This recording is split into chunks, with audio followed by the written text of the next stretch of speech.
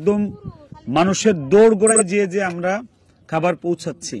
খাবারের যে বিষয়টা, এটা এখন শুকনা খাবারের দোকান নেই। অলরেডি ইতিপূর্বেই দেখতে পেয়েছি যে ওখান থেকে ধোঁয়া উঠছে।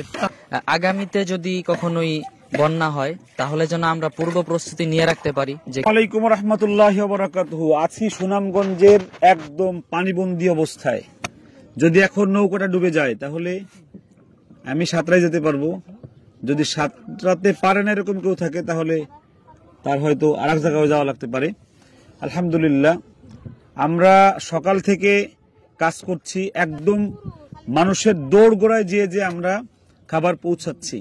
কিছু ঘর পেয়েছি এরকম এখনো ঘরে অর্ধেক ডুবন্ত, কিছু ঘর জেগে গিয়েছে, রান্নার উপযোগী হয়েছে।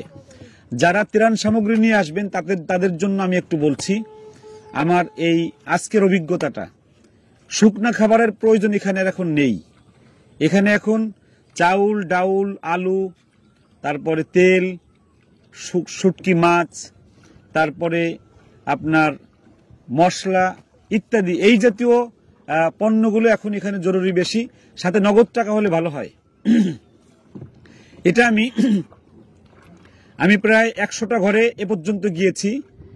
সকাল ফজরের পর থেকে আমাদের কাপড় ভিজে গিয়েছে, আমরা একদম ঘরে ঘরে পৌঁছেছি। আমাদের সঙ্গে এই জায়গার স্থানীয় আমার আর রায়হান ইন্টারন্যাশনাল মাদ্রাসার প্রধান শিক্ষকের ছোট ভাই, নাম কি?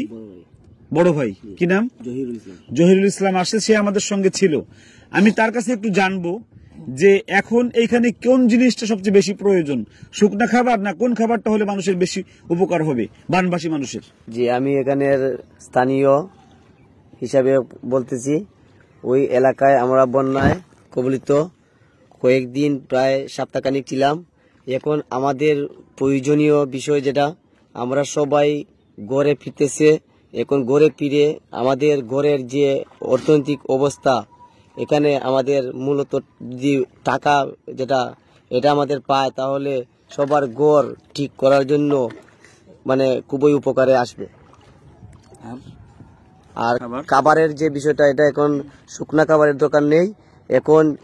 এখন চাউল, ডাল, এগুলা তেল, ওইগুলা খাবার হলে মানে পাক করার মতন সুবিধা।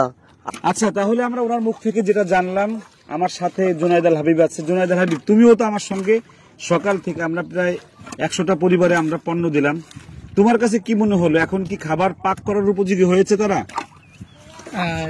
চারদিকে পানিবন্দী একটা বিল্ডিং এর মধ্যে আমরা অলরেডি ইতিপূর্বেই দেখতে পেয়েছি যে ওখান থেকে ধোঁয়া উঠছে। তাহলে ওই একটা পানিবন্দী ওই ঘর দ্বারাই মোটামুটি আমরা বিবেচনা করতে পারি যে তারা আশপাশে যে ঘরগুলো আছে, আশা করি মোটামুটি প্রত্যেকটা ঘরেই তারা রান্না করতে পারবে। এখন সেই পরিবেশ আলহামদুলিল্লাহ আস্তে আস্তে আল্লাহ তাআলা সৃষ্টি করে দিচ্ছেন, ওই পরিবেশ তৈরি করে দিচ্ছেন। এই জন্য আমি বলতে চাচ্ছি এই ভাইয়ের সুরের তাল মিলিয়ে, বাজানের সুরের তাল মিলিয়ে একই কথা যে আপনারা পরবর্তীতে নেক্সট পদক্ষেপে যারা এই সুনামগঞ্জে আসতেছেন বা সিলেটের যে কোনো জায়গায় আসবেন, আপনারা কষ্ট করে শুকনো খাবার না এনে আপনারা চাল, ডাল, তেল, এসব জাতীয় খাবার যেগুলো রান্না করে খাওয়া যায়, হ্যাঁ, এসব জাতীয় খাবার আপনারা আনতে পারেন। ইনশাআল্লাহ আশা করছি আপনারা উপকৃত হবেন, জাতি উপকৃত হবে।